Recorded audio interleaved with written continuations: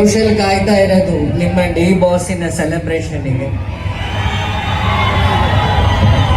So ಅದು ನನಗೂ ಅರ್ಥ ಆಗುತ್ತೆ, ಆದರೂ ಸಂಪ್ರದಾಯವಾಗಿ ಎರಡು ಮಾತಾಡ್ತಾ ಇದ್ದೀನಿ.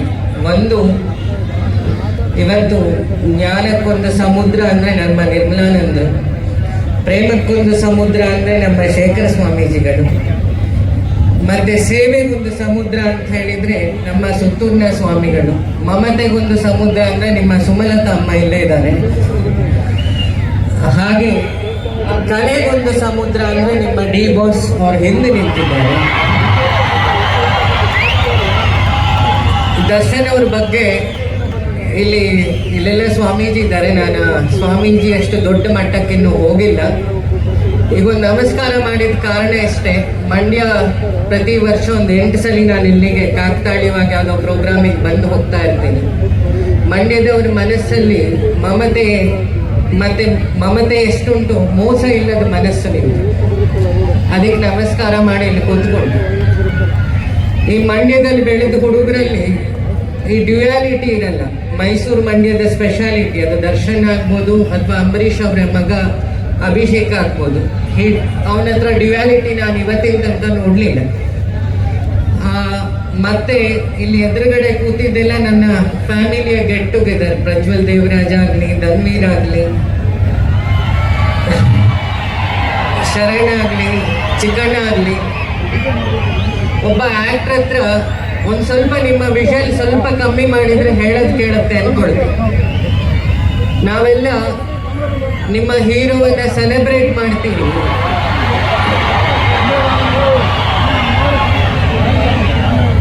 ಆದ್ರೆ ಅಭಿಮಾನಿಗಳನ್ನ ದೇವರು ಅಂತ ಹೇಳಿ ಮನಸ್ಸಿಂದ ಭಾವಿಸಿ ಅವರ ಖುಷಿಯನ್ನ ಸೆಲೆಬ್ರೇಟ್ ಮಾಡೋದು ನಿಮ್ಮ ಡಿ ಬಾಸಿಂದ ನೀವು ಕಲ್ತ್ಕೊಂಡು. ಒಂದು ಸಣ್ಣ ಎಕ್ಸಾಂಪಲ್ ಏನು ಅಂದ್ರೆ, ಮೊನ್ನೆ ಬರ್ಡೇ ವಿಷಯಸ್ ಎಲ್ಲ ನೋಡಿರ್ಬೇಕು ನೀವು ಯೂಟ್ಯೂಬಲ್ಲಿ. ಈ ಬಲಗೈ ಪಾಪ ಫ್ರಾಕ್ಚರ್ ಆಗಿತ್ತು, ನೋವಾಗಿತ್ತು. ಆ ಫ್ರಾಕ್ಚರ್ ಇದ್ರು ಪ್ರತಿಯೊಬ್ಬರನ್ನು ಮಾತಾಡಿಸ್ತಾ ಕೈ ಕೊಡ್ತಾ ಇದ್ರು. ಅದು ಆರ್ಟಿಫಿಷಿಯಾಲಿಟಿ ಇಲ್ಲ, ಒಳಗಿಂದ ಇದ್ದ ಪ್ರೀತಿ ಎತ್ಕೊಳ್ತೀವಿ. ಮತ್ತೆ ಚಿಕ್ಕಣ್ಣನ ಮೂವಿ ಮೊನ್ನೆ ಅದರ ಪ್ರೊಜೆಕ್ಷನ್ ಆಗ್ಬೇಕಾದ್ರೆ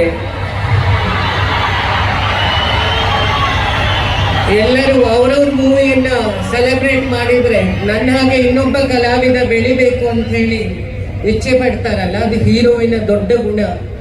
ಇಷ್ಟು ಎತ್ತರಕ್ಕೆ ಬೆಳೆದ್ರು ಹಿಂದೆ ನಿಂತು ಇಲ್ಲಿರೋ ಸನ್ಯಾಸಿಗಳಿಗೆ ಗೌರವ ಕೊಡ್ತಾ ಇದ್ದಾರಲ್ಲ, ಅದು ಇನ್ನೊಂದು ಮೆಚುರಿಟಿಯ ಗುಣ.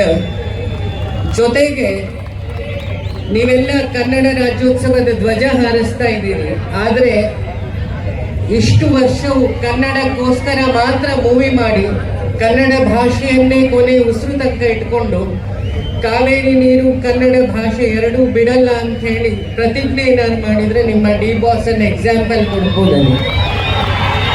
ಸೊ ಹಾಗಾಗಿ ಇವತ್ತು 25ನೇ ವರ್ಷದ ಕನ್ನಡ ಚಿತ್ರರಂಗಕ್ಕೆ ಬಂದು 25ನೇ ವರ್ಷ, ಅದಿನ್ನು 100 ವರ್ಷದ ಬೆಳ್ಳಿ ಹಬ್ಬ ನಮ್ಮ ಸಚ್ಚಿದಾನಂದ ಮೂಲಕ ಅದು ಶ್ರೀರಂಗಪಟ್ಟಣದ ರಂಗನಾಥನ ಹತ್ರನೇ ಆಗಲಿ. ದೇವರಿನ್ನೂ ಆರೋಗ್ಯ ಕೊಡಲಿ. ನಿಮ್ಮೆಲ್ಲರ ಹಾರೈಕೆ ಮತ್ತು ಇಲ್ಲಿರೋ ಎಲ್ಲ ಗುರುಗಳ ಆಶೀರ್ವಾದ, ನನ್ನ ಹೃದಯದಿಂದ ಗೌರವ ನಿಮ್ಮ ಡಿ ಬಾಸಿಗೆ ಮಾಡ್ತಾ ನನ್ನ ಏನು ಹೇಳ್ಬೋದು, ದೇವರಲ್ಲಿ ಅವರಿಗೆ ಆರೋಗ್ಯ ಕೊಡಲಿ ಅಂತ ಪ್ರಾರ್ಥಿಸ್ಬೋದು. ಶ್ರೀಹರಿ.